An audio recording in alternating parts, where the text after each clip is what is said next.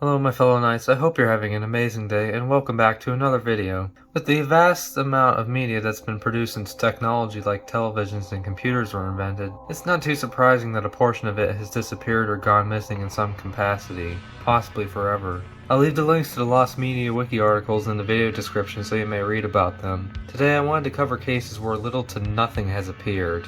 I also apologize in advance if I butcher pronunciations of names, and this video will be in two halves. First half is of media that seems lost permanently, and the second half is media which still has a possibility of being recovered. There are 3 entries in each half. Little to none of all these entries have found their way online. So with that out there, let's talk lost media. Let's start with the first half of the list where things seem to be gone completely. Who's Who's is an early one-episode game show that was hosted by Phil Baker and produced by CBS. It aired for its first and final time on June 25, 1951. In the episode, Phil had an assistant along with 3 celebrity panelists. The panelists would try to guess what woman and what man were married out of a group of 6 people, which consisted of 3 men and 3 women. The show's pilot was made in May 1951, created in the method of what was called a 2-bit canna. The pilot's audio was recorded on an audio tape in a studio, while the moving picture was created by taking a long series of still camera photos. Then the audio was played back while the producers flipped through the photographs. A second episode was filmed on Kinescope in order to change the format after being sold to CBS. However, after the initial premiere, the show was critically panned by audiences. Lack of production, the panelists not knowing how to play the game, and other reasons are the root causes for its failure. In response to this, CBS canceled it immediately before it could air the second episode. Who's was replaced by another panel game show called It's News to Me, which was successful, running until 1954. No prints, kinescopes, or even any stills of Who's exist. It has not surfaced since its original airing and is unlikely to surface due to tape wiping practices at the time. Home video had not been yet invented in 1951. If you're unsure what tape wiping is, I'll briefly explain. It was a common practice to wipe any content off of tape reels so they could be used again, which includes but not limited to TV shows. There was no proper preservation since TV content was oftentimes regarded as disposable, and tape wiping was common all the way up until the 1970s. As such, Who's is likely lost forever, in which we can only hope for a miracle. While the replacement show, It's News to Me, is partially lost, some episodes are known to have survived. The 1914 silent horror drama film, The Ghostbreaker, released by Paramount Pictures and featuring H.B. Warner, was the first adaptation of the 1909 play. The Ghostbreaker was released on December 7, 1914, and was critically acclaimed. The movie was in theaters everywhere and kickstarted H.B. Warner's career. It was shown in theaters for over 2 years, with its final known showing to be in Danville, Pennsylvania, on January 29, 1917. It's been missing since, and all that remains of it are some stills. The plot is complicated and in great detail, so as to not make any errors, I'll read the plot excerpt directly from the Lost Media Wiki. Princess Maria Theresa is looking over her jewels when she drops the box containing them, and a secret compartment opens up. Inside is an old text which mentions a locket which will tell the location of the Aragon family treasure. However, she finds the locket has been stolen by her maid Carmencita. Carmencita is stabbed by her rival Juanita over a man, and while on her deathbed, Carmencita admits to the princess and her brother that she sold the locket. Duke de Alva overhears this and begins to look for it, as does the princess and her brother. In a southern town, a feud between the Jarvis and Markham families turned deadly when Markham kills Judge Jarvis.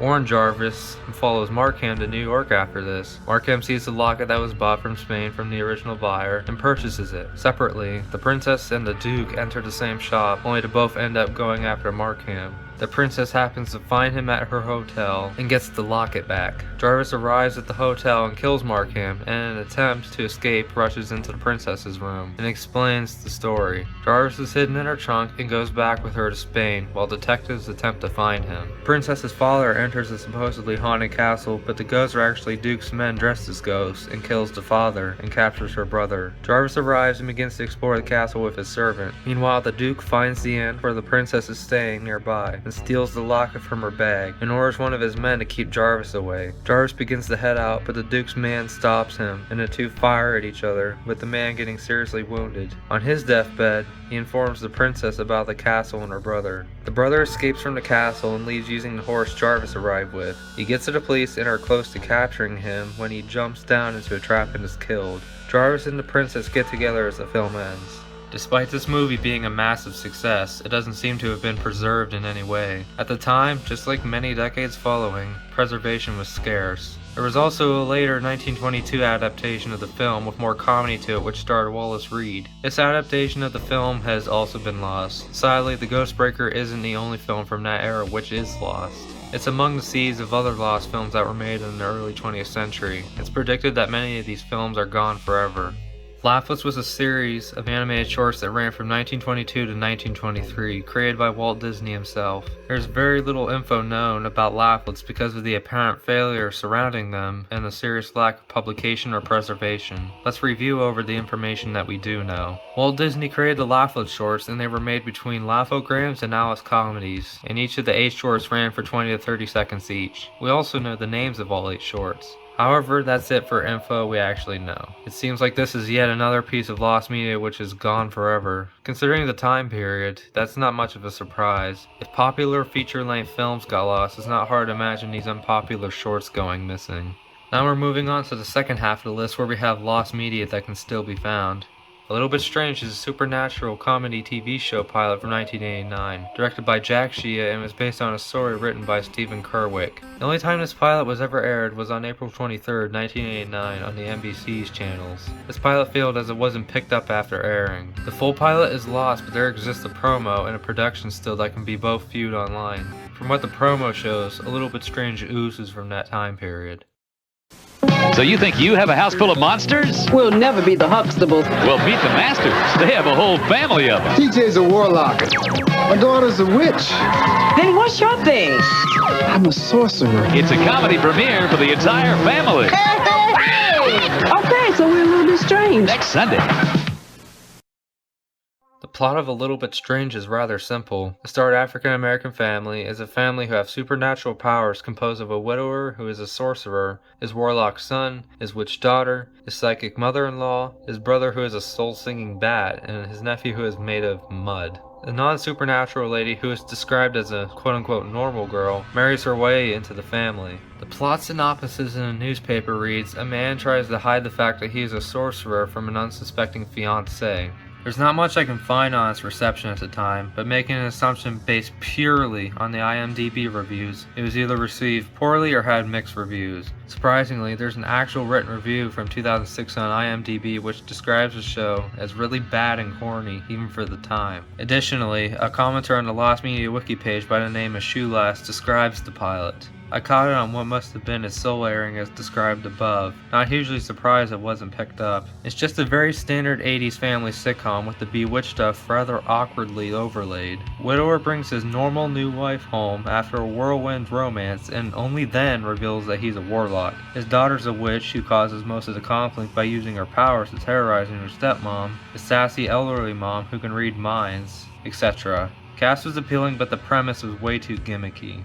The pilot was aired after the invention of home video and after tape wiping was way less frequent, so it's likely safe from being lost for good. A YouTuber and musician going by the name of Dezo Williams uploaded a video showing himself playing what appears to be a VHS recording of the pilot. Despite people begging him to release it, there has been no follow-up on this lead. While it's a shame nothing has come of it, it's best not to bully Dezo over, as that will likely not get the pilot to resurface any quicker. Wolf Rock TV is a 1984 animated series produced by Deke Enterprises and Dick Clark Productions, which originally aired for 7 episodes on ABC. Wolf Rock TV starred famed radio DJ Robert Weston Smith, also known as Wolfman Jack, as a fictionalized cartoon version of himself. This show didn't run very long, ending the following month after it premiered. The show ran from September 8th, 1984 to October 20th, 1984. Wolf Rock TV's plot is simple too. Wolfman Jack has a rock music TV program with 3 teenagers named Sarah, Sonny, and Ricardo. Wolfman Jack also had a parrot named Bopper who was probably comic relief. Their manager, Mr. Morris, showed dislike towards the kind of music that Jack showcases. A segment was Wolf Rock News and another was the Rock and Roll Museum with live action interviews. Jack's rock music TV program also sometimes played live action music videos. As previously mentioned, Wolf Rock TV lasted very briefly, the reason for cancellation being low ratings. The series has a 6.2 on IMDb, which is decent, but the 2 written reviews speak of how bad the show was, one of which by somebody who claims they worked on the show. The commenter going by the username of Fleichel said that everyone working on the show knew it was bad and claimed there were strikers outside the building in summer 1984. Interestingly, the show re-aired in syndication in 1989 alongside another already cancelled show named Kid Video. The segment was known as the Wolf Rock Power Hour. Research and internet investigation into this show has uncovered animation cells, promo material, the theme song albeit in low quality, and a couple of previews for the show. Another thing found was that 13 episodes of Wolf Rock TV had been made, but only 7 were aired because the show was cancelled by ABC. This means that on top of the already missing 7 aired episodes, there's an additional 6 unaired episodes. None of these 13 episodes have surfaced as of this video being made. However, even with the show's low popularity, it's not entirely impossible a VHS recording of one of the 7 broadcasted episodes could surface. Garfield's Judgement Day was a cancelled animated Garfield movie-length special set to air in the late 1980s or the early 1990s, which is being worked on by Disney. While Garfield's Judgement Day wasn't completely abandoned, being created in picture book form in July 1990, the special was cancelled. Interestingly, it wasn't Jim Davis who cancelled the project. In fact, he was completely sold on making it. It was Disney themselves who cancelled it as they felt it was too dark for Garfield, even when Jim Davis tried 2 more attempts at the script. Real quick off topic, that feels a bit weird to me considering some of the dark things in Disney's own material that had already been made prior and even after the time of when the special was supposed to premiere. Getting back on topic, let's discuss the plot. The plot is actually much more serious, with Garfield's hometown being destroyed by a tornado, which also involves much more serious themes. This is what Jim Davis was aiming for. He wanted it to be one of the best Garfield specials ever made. However, as said, this was the reason Disney pulled the plug. Before Garfield's Judgment Day was cancelled, it went through scripting and was fully storyboarded. All voice acting, several songs, and approximately 15 minutes of animation were completed. In terms of surface material, there's not much to go by. There was a documentary titled Happy Birthday Garfield, which aired on May 17, 1988 on CBS and featured a song that was to be in the movie. However, this doesn't seem to be the full song, which to be fair is speculation, but based on the dramatic cut at the end, the theory at least has some ground. No headache, no tension, except the occasional pain. And talk about leading the easy life. Other than this, nothing in the special has ever been released or shown. We don't know any other info. Well, that's it for this episode of Let's Talk, and I hope you enjoyed it. I could have made this video 3 times longer than it was, but I'm keeping it shorter to prevent quality loss if possible. Plus, I could always make another part if requested. Also, I apologize on a couple things. The first is the varying sound quality throughout the video. I don't have a good microphone, so I use my cell phone instead. And the second is the probable drastic change in audio during the Garfield's Judgment Day segment. I somehow forgot to record it and finished it 2 months later. I stopped the original recording to prevent it from being too long, got distracted, and didn't realize I still had 3 paragraphs to go. I didn't realize this until editing the commentary file. My bad. Anyway, I hope you enjoyed the video and I'll see you next time. Bye everybody.